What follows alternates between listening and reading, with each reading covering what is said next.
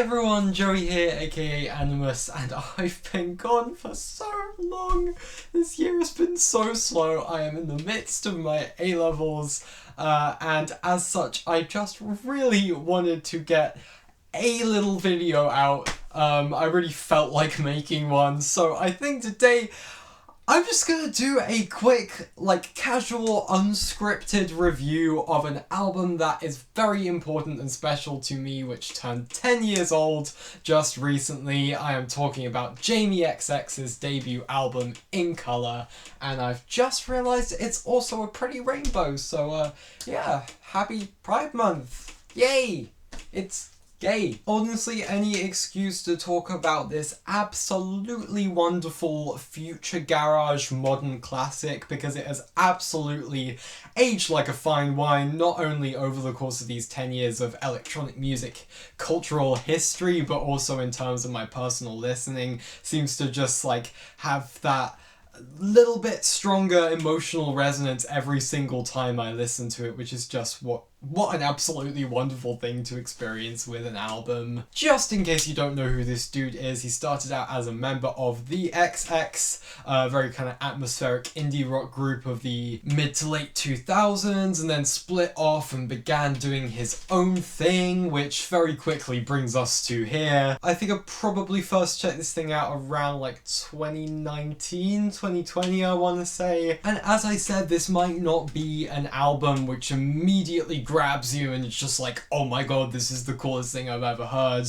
But it really is one that seems to stick with you and just grow and grow in how evocative some of these melodies and tunes and beats and progressions become to you once they kind of worm their way into your life and into your subconscious. And I feel like in this review in particular, this thing is going to be incredibly memory based because of how strongly a lot of these pieces have attached to particular personal experiences for me. So musically, this really is such a British album, but one that was incredibly progressive and forward thinking for its time. It really feels like on this album, Jamie XX is paying a ton of homage to his roots and allowing all of the different musical styles that influenced him and made him feel passionate to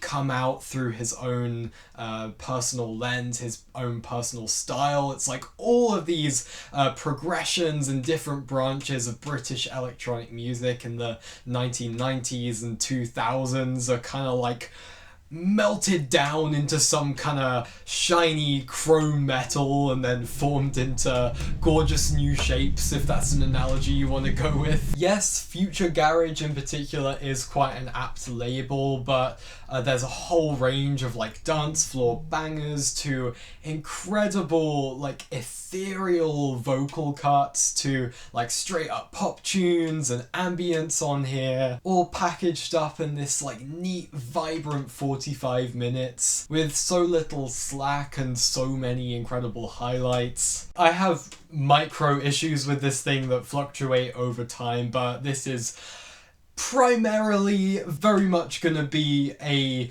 10 minutes of gushing type video going on here, so let's get into individual tracks, shall we? Gosh is such an iconic opener. I don't even know if in its cultural context it can be considered iconic, but it just has that vibe to it. There's something really special and quite monumental here that will absolutely not leave your mind. Something it does which I absolutely love is playing with your patience and expectations and teasing out any sense of melody. This thing is just very tightly focused around rhythm for its first half. Lots and lots of layers of percussion being built up and down, little chops of all sorts of little shouts and clattering and claps, and of course that all important oh my gosh, kind of goofy the first time you hear it, and then you end up just bumping along to it and cannot imagine this thing any other way. And then just as you get this feel of a kind of chord progression gradually making its presence known in the track, you've got this high-pitched, like ringing, this one note fading further and further in, and it kind of seems like almost a peripheral background detail at first, until suddenly it's boom, and the most epic, lush, cavernously reverberating synth reveals itself to you and unfolds in all its glory. It's so kind of unconventionally produced and occupies such a, like, big space in the mix that's quite unusual, but it just sounds so goddamn cool in a way that's not quite like anything else I've heard before. And it just kind of soars throughout the rest of the track in a way that sounds almost improvised, but hits so much lovely, warm and uplifting harmonies and motifs. It just feels like you're living like one of the best communal live music experiences of your life or something, just listening to this track on your own. My god, what a perfect cinematic, exciting way to kick off this album. This has got to be Jamie XX's signature track for fantastic reason. And the momentum of quality flowing does not let up with Sleep Sound, because this way more roomy, spacious, atmospheric cut is another huge highlight on the record for me, and another one that really does sound kind of surreal and colourful in a way that you couldn't really mistake for any other artist, and is so striking immediately to hear. Even after all of these listens, this track kind of jangles and lurches and stutters and fades in and out of focus in terms of the mix, in a way that feels weirdly haphazard in the way that it moves, but in such a deliberate, intentional, organised way. It fittingly feels like you're drifting in and out of sleep and dreams or something, including this reverberating, rhythmically chopped up choir that is just like absolute heaven to my ears. And this one carries across a very special and very specific memory for me personally, going to the 2022 Forwards Festival as my first festival experience. While Jamie XX was on, me and my dad decided to go on their little Ferris wheel late at night, and I was just waiting in line in this kind of blissed out, dreamlike state, and looking up at the clouds and realizing that all of his lights were like throwing blades of colour all the way out into the clouds and kind of lighting up the night sky, and this track was playing at that exact moment, and that image has just kind of like burned itself into my consciousness whenever I hear this track, and I get echoes of that very tiny special little moment of wonder that I had that one time, which just kind of enhances the unique place in my heart that this track holds. Bloody hell, then we're right into SeeSaw, and again, what an insanely beautiful piece of music. The melody in this track is not fair. It is just instant goosebumps mode activated every time I hear even a bit of this thing. And bringing Romy back, his XX bandmate, who provides such muted but gorgeous and emotionally resonant vocals to this thing, which is quite sad in its lyrical content and what it's trying to communicate. It's kind of a dying relationship type thing, but I just feel like I'm floating on clouds of warm analog synths and deep bass, just like massaging my brain and my heart. Unbelievably gorgeous in every single way. Obvs may not be a huge standout on this album on the level of those three absolute heavy hitters at the start, but has a lot of unique, bright energy in this synth that really sounds like a sort of steel pan type instrument with a unique swing to it. This track feels like it kind of zips in and zips out quite quickly, but is just another nice little unique colour in the middle of this big wide rainbow that is this album. Oh, this level of quality is becoming unfair at this point. Surely he's gonna make a mistake somewhere. Maybe this little 1 minute 20-second ambient interlude called Just Saying, oh wait, no, this track is absolutely ethereal as well. A little moment that's just so expansive and tender and nostalgic and easily evocative. I love how he managed to make this thing feel as important as any other track on here to me. Okay, Stranger in a Room is a tiny bit of a weaker moment, or at least one that kind of fluctuates in my experience of it depending on each listen. It is very understated, bringing back another XX member, Oliver Sim, for another little mini reunion on here, and even some very atmospheric reverb-laden light guitar noodling reminiscent of what they were doing on tracks, particularly on their debut album. I do think the vocal melody and inflections, the chorus, don't really soar exactly. Obviously they're meant to be incredibly understated, but they are a little repetitive and sit on one note quite a lot. But then at the same time, if you're hearing this thing late at night or whatever, it does still have that vibe going for it. Feels like something that could play in the background of some very emotional or atmospheric coming of age movie or TV show scene or something. It's lovely on the ears, obviously, and is thick with melancholy vibes. So even though this isn't one of my big favourite moments on the album, it is still good enough that I can see this one in particular really connecting with someone, even out of context. So yeah, this album is bad at being bad. Next up, Hold Tight is such a booty shaker, honestly. One that really feels like you're weightlessly riding a tidal wave of emotions and sounds and colours that very gradually get moving and rise and fall and take you on such a spectacular little mini epic journey. I don't think he used this in the set I saw, but I can see this being so friggin' magical in a live setting. Oh, and then we finally get what's probably the most widely known track on the album, Loud Places, once again featuring Romy, and holy shit!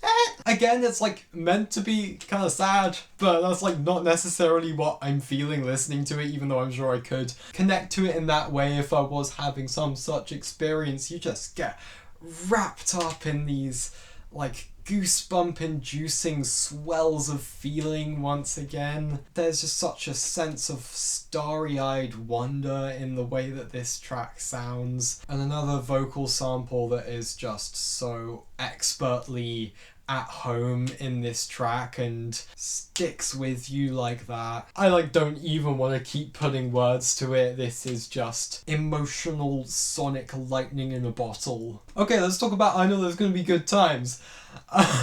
This has always kind of felt like the wild card of the album. I would technically consider it my least favourite track on here, but even though you might expect that that's just it being a pop rap track in the middle of an electronic album where I'm more primarily focused on those electronic styles, it's not just like that. I think it's awesome to have another splash of unique flavour on here. A bright and breezy summer jam, I'm absolutely here for it. And there's plenty of things to really enjoy here. I think Popcorn's presence and the complementary instrumental bring a nice dancehall vibe that feels like a nice little love letter to all the Afro-Caribbean music culture, which played such an integral role in giving rise to all sorts of different British electronic music genres that Jamie XX would have grown up with and influenced this album. Young Thug has a really fun, colourful vocal presence on here. That's a vibe in a motherfucking good. The sound punches and sparkles, real pep in this track step.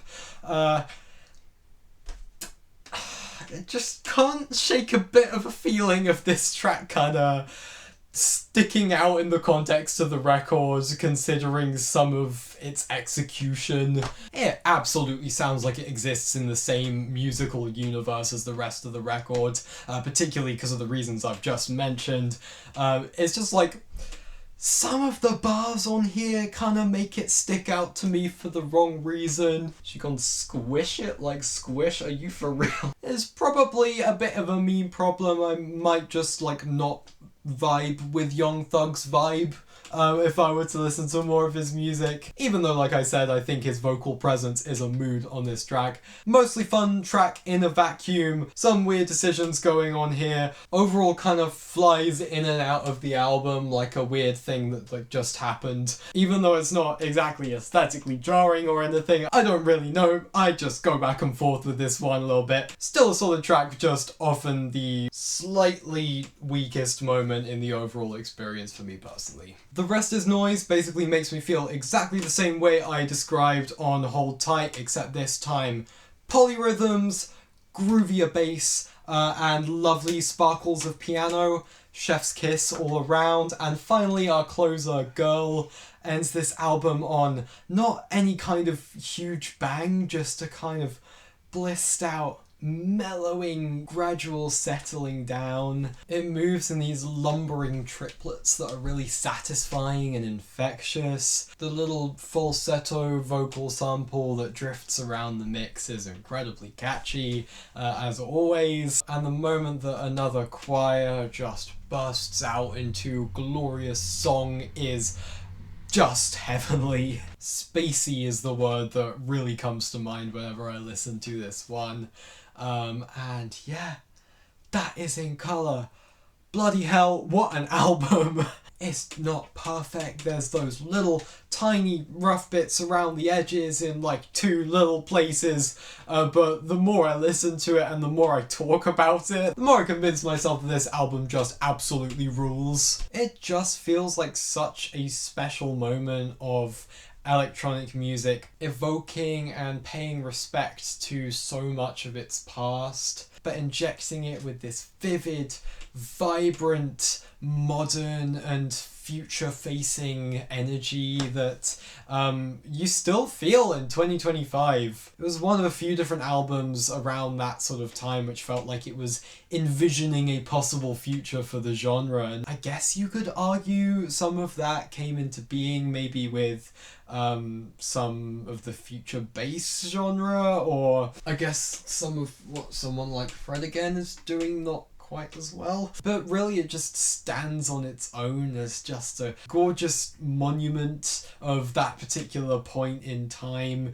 out there doing its own thing and providing an experience that isn't really quite matched in its niche aura by anything else that I've found as of yet in all my listening. Incredibly accessible. I would recommend this to like just about everyone, even people I know who don't particularly mess with electronic music most of the time. It just has a pretty universal appeal on all these levels. Joy, excitement, bliss, melancholy, darkness, nostalgia, catharsis. So many colours, the whole rainbow. It bloody works on just about every single level, and in ways is a fantastic follow-up, but this album will always continue to kind of quietly but firmly hold its own ground within the genre and the listening rotation of electronic music fans. Banger in 2015, banger in 2025, banger in 2065. I just think it's fantastic, and I'm overall feeling a 9 out of 10 on this thing. Go and check it out as soon as possible if you haven't already. I forgot to film this new segment, but a very special shout out to my Patreon supporters, Fanders2, Roberto Diaz, and Yegor Mikiewicz. You can join this club for as little as £1, and I would very much recommend checking out my latest viewer-submitted review for some very intriguing new post-rock. Thank you so much for watching, and I will see you as soon as I can manage. It's almost summer and things are going to get moving for the channel, and it's going to be great, I hope. Bye!